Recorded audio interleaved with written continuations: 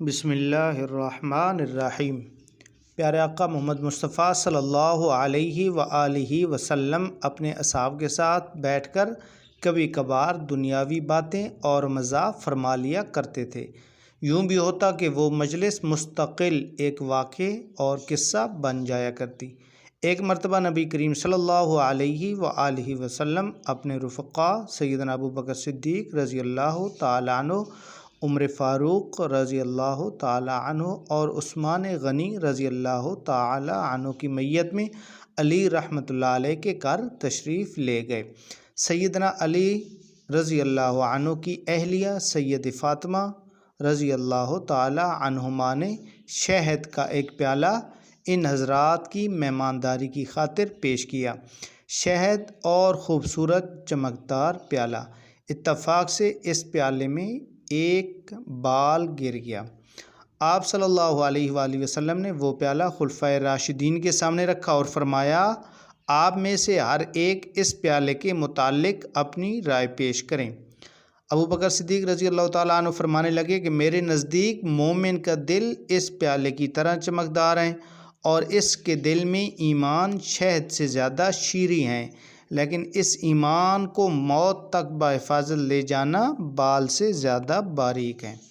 حضرت عمر رضی اللہ تعالیٰ عنہ سے پوچھا گیا تو آپ فرمانے لگے کہ حکومت اس پیالے سے زیادہ چمکدار ہے اور حکمرانی شہد سے زیادہ شیریں ہیں، لیکن حکومت میں عدل و انصاف کرنا بال سے زیادہ باریک ہے۔ حضرت عثمان غنی رضی اللہ تعالیٰ عنہ سے پوچھا گیا تو وہ فرمانے لگے کہ میرے نزدیک علم دین اس پیالے سے زیادہ چمکدار ہیں اور علم دین سیکھنا شہد سے زیادہ میٹھا ہے، لیکن اس پر عمل کرنا بال سے زیادہ باریک ہے۔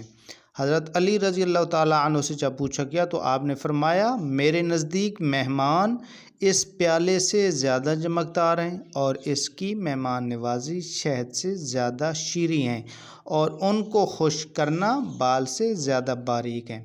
سیدہ فاطمہ الزہرا رضی اللہ تعالیٰ عنہ فرمانے لگیں کہ یا رسول اللہ، اگر اجازت ہو تو میں بھی کچھ عرض کروں۔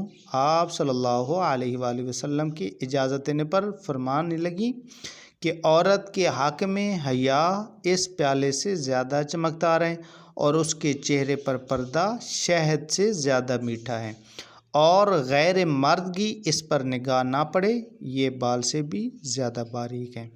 کیا خوبی محفل تھی جب خلفائے راشدین اپنی رائے کا اظہار کر چکے تو آپ صلی اللہ علیہ وآلہ وسلم کی طرف متوجہ ہوئے۔ ادھر سرکار دو عالم صلی اللہ علیہ وآلہ وسلم کے لب مبارک ہلے تو زبان نبوت سے یہ الفاظ مبارک نکلے کہ معرفت اس پیالے سے زیادہ چمکدار ہے اور معرفت الہی کا حاصل ہونا اس شہد سے زیادہ میٹھا ہے، اور معرفت الہی کے بعد اس پر عمل کرنا بال سے زیادہ باریک ہے۔ ادھر زمین پر یہ مبارک محفل سجی تھی، ادھر رب تعالی ذوالجلال سے جبرائیل امین بھی اجازت لے کر آ پہنچے اور فرمانے لگے کہ یا رسول اللہ صلی اللہ علیہ وآلہ وسلم، آپ پر سلام ہو۔ کہنے لگے کہ میرے نزدیک راہ خدا چمکدار سے زیادہ روشن ہے، اور اللہ کی راہ میں خرچ کرنا اور اپنا مال اپنی جان قربان کرنا شہد سے زیادہ شیریں ہیں، اور اس پر استقامت بال سے زیادہ باریک ہیں۔ جب زمین پر سجی اس محفل میں سب اپنی رائے کا اظہار کر چکے تو جبرائیل امین فرمانے لگے کہ یا رسول اللہ صلی اللہ علیہ وآلہ وسلم، اللہ تعالیٰ بھی کچھ کہنا چاہتے ہیں۔